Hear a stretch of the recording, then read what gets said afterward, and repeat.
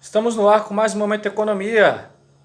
Informação com opinião é o nosso compromisso. Hoje, sexta-feira, 26 de julho de 2019. Vamos começar sexta-feira se informando, em especial hoje, sobre o saque FGTS e o saque aniversário do FGTS, as mudanças do saque FGTS. Bom, o saque aniversário do FGTS, que será posto em prática no ano que vem, vai permitir ao trabalhador acessar uma parcela do seu saldo no fundo todos os anos. E o percentual disponibilizado irá variar de acordo com o montante acumulado e a data de saque irá durar 3 meses a partir do primeiro dia útil do mês de aniversário. Porém, esse calendário só será aplicado em 2021. Então, aderir ou não ao formato será opcional. Quem preferir poderá continuar na modalidade antiga. E agora será apresentado como saque rescisão, que nela só existe a possibilidade de saque do fundo em totalidade em caso de demissão sem justa causa. Uso para a compra da casa própria, doença grave, apostadoria ou morte. Quando não vale a pena? Bom, neste ano, vimos que o saque será limitado a R$ 500 por conta ativa, referente ao contrato atual ou inativa. Ou se você tem duas contas inativas, você terá direito a sacar R$ 1.000. Se você tem uma conta ativa ou inativa, R$ 500. E assim por diante. 3 contas, R$ 1.500. Mas a partir de 2020, os trabalhadores poderão sacar um percentual de todas as suas contas somadas. No evento de divulgação das novas regras do fundo, o Paulo Guedes, ministro da Economia, essa semana disse que a modalidade de saque servirá como salário extra todos os anos na conta do trabalhador, mas olhando de perto, pessoal, nem sempre será vantajoso optar por essa nova regra. Tá? Por quê? A decisão por sacar ou não normalmente é pessoal, mas deve ser sempre muito bem pensada. Em primeiro lugar, alguns especialistas defendem que quanto maior o saldo que o trabalhador tem depositado, menos interessante se torna a nova modalidade. Isso porque o percentual pago anualmente diminui. E foi divulgada uma tabela para regras de saque de aniversário do FGTS para a partir de 2020, que essa tabela tem o valor de R$ 500 até acima de R$ 20.000. Então, de R$ 500 temos a alíquota de 50%, a parcela adicional de R$ 0. De R$ 500 a R$ 1.000 temos uma alíquota de 40% com a parcela adicional de R$ 50. De R$ 1.000 a R$ 5.000 temos uma alíquota de 30%, uma parcela adicional de 150. E acima de 20 mil teremos uma alíquota de 5%, com uma parcela adicional de R$ 2.900. Tá? Ou seja, uma pessoa com saldo de R$ 21.000 pode sacar R$ 3.950 como 14º salário. Tá? Não é um valor desprezível, é um valor ótimo, você consegue pagar suas contas, pagar IPTU, IPVA, impostos, né? Mas antes de decidir resgatar, precisa considerar imprevisto. O que é imprevisto? Uma demissão sem justa causa, por exemplo. Isso porque o trabalhador que aderir à nova regra terá de solicitar à Caixa Econômica Federal o retorno à antiga, caso queira sacar a totalidade do saldo em uma eventual demissão, né? Mas essa alteração só será liberada 2 anos depois dessa solicitação por previsibilidade. Isso significa que, nesse exemplo hipotético, a pessoa demitida, em vez de sacar os 21 mil, mais a multa paga pelo empregador, que hoje a multa é de 40%, continuaria sacando valores picados e teria acesso apenas à multa, que seria de R$ 8.400. E o restante dos direitos, aviso prévio, proporcional de férias, etc. Então, mesmo depois de retornar à modalidade saque e rescisão, o trabalhador não poderá sacar em totalidade os recursos referentes à conta passada, porque não há retroatividade. Então, o saque de valor total só valerá para contratos rescindidos enquanto a pessoa for participante da modalidade saque e rescisão, né? Ou seja, só será possível pegar uma bolada de uma vez se você estiver enquanto empregado no modelo antigo. Então, logicamente, os 40% da multa rescisória provavelmente não serão suficientes se a pessoa demorar para se recolocar. Então, uma decisão como essa deve ser muito bem pensada. Por quê? O Brasil atualmente tem cerca de 13 milhões de desempregados, sendo 24,8% deles nessa situação há mais de 2 anos. São 3 milhões de pessoas que não conseguem um novo emprego no período de 24 meses.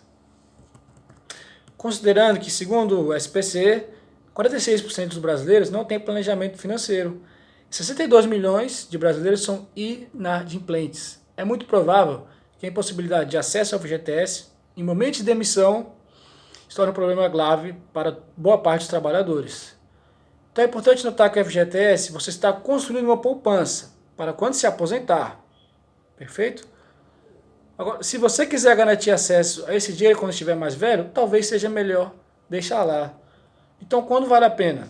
Se você tem um colchão financeiro para hipótese de demissão ou outros imprevistos, o trabalhador deve considerar sacar seu saldo para investir.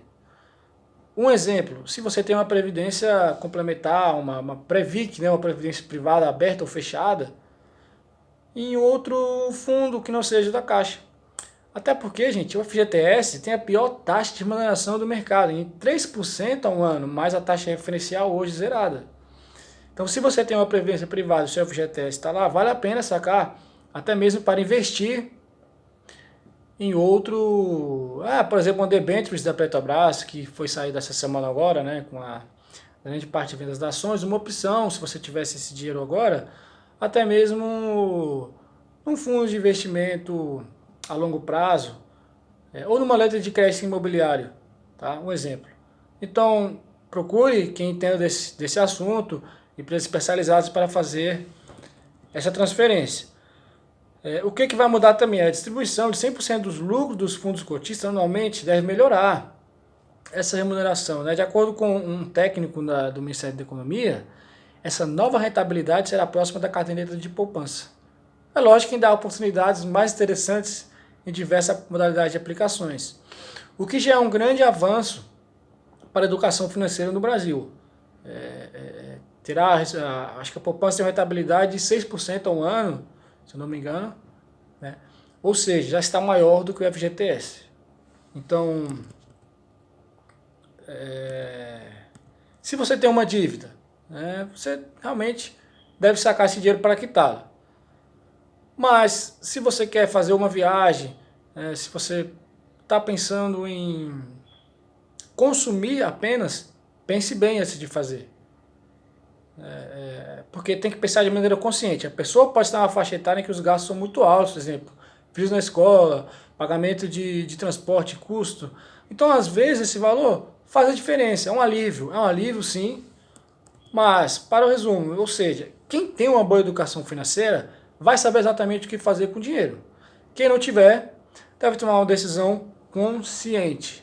Então, compra de casa própria. Tem exemplos de pessoas que tiram o FGTS para adquirir a casa própria. Até mesmo o financiamento do programa Minha Casa Minha Vida, o FGTS pode ser utilizado. O que é importante destacar, quando você for demitido por justa causa ou aposentado, você não vai ter esse dinheiro do FGTS.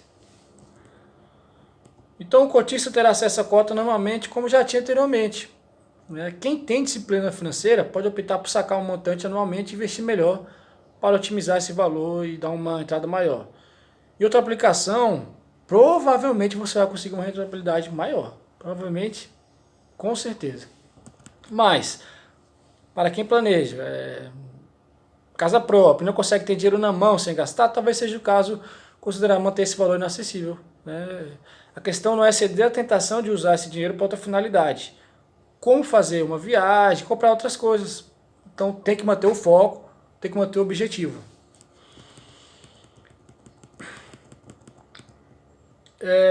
Junto a essas novas regras, o governo anunciou que os bancos poderão oferecer uma nova modalidade de empréstimos aos cotistas do fundo, utilizando o saldo como garantia, como uma antecipação da restituição do imposto de renda. Esse crédito foi apresentado pelos membros do governo como uma proteção ao desempregado, mas é importante lembrar que, como qualquer empréstimo, essa modalidade cobrará juros, mesmo que se comprovem abaixo da média do mercado.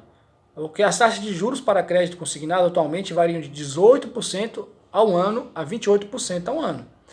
Isso dado de acordo com o Banco Central. Então, é uma opção para quem tem contas, quem tem dívidas, saná-las. É uma medida que visa levantar o PIB, movimentar a economia, mas que deve ser pensada. Não é isso? Então, no geral, deixo aqui para quem quiser mais informações, entre em contato com o canal de Brasília, nós estamos disponíveis aqui para tirar informações. Nos encontramos então na próxima semana, no Momento Economia, na segunda-feira, para tratar sobre assuntos, para você começar a semana bem informado, né? Iremos falar também sobre a necessidade dos estados e municípios estarem entrando na reforma da Previdência, como uma medida urgente para que os estados e municípios não quebrem. E essa semana também tivemos uma boa notícia da venda de debêntures da Petrobras, que levantou 3 bilhões para financiar o pré-sal, e grande parte da distribuidora foi vendida. O que é uma estatal deixa de ser uma estatal para virar uma empresa de iniciativa privada e terá um novo conselho de administração. Uma medida que é ainda longe do que esperamos, mas um passo grande para o Brasil começar a ter uma visão de lucro. Empresas que tenham decisões voltadas para o lucro sem o viés político ou ideológico. Boa sexta-feira a todos, bons negócios, bom final de semana, nos vemos na segunda-feira.